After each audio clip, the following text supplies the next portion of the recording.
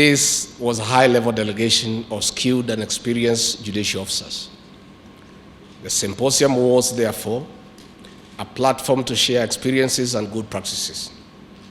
Being a discussion on climate change, it was a time to also understand how the judicial system can contribute to countering this phenomena that has posed an existential threat to humanity in Africa and the rest of the world.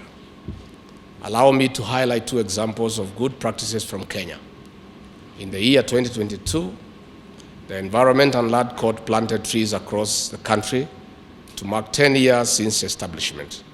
This was a boost to the executive's plan of planting at least 15 billion trees by the year 2032.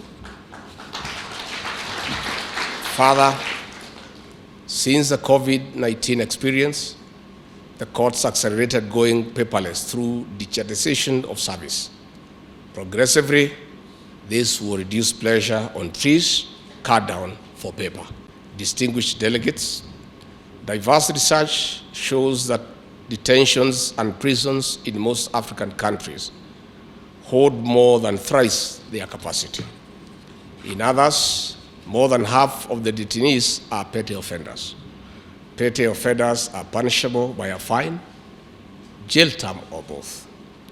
Most of these people are hustlers. In other words, they may not raise the fines. Instead of custodial sentences, I urge the judiciary to embrace environmental conservation sentence, as has been recommended in a host of criminal justice reports. Distinguished delegates, the importance of your discussion at this symposium cannot be gainsaid.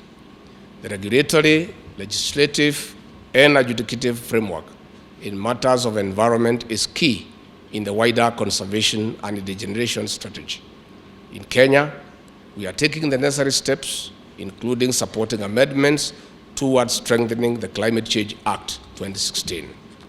I urge the public and other interested parties to comment comprehensively on the proposed amendments through the ongoing public participation process. Distinguished delegates, emphasis must be placed on the outcome of this symposium and the next steps in strengthening our national and regional legal frameworks for environmental protection and conservation. Reflecting on the judiciary of Kenya's social transformation through access to justice, institutional vision, emphasis must be on people-centered justice and the tangible benefits for the peoples of our respective jurisdictions. We must not forget strategies, policies, and interventions with the most tangible benefits.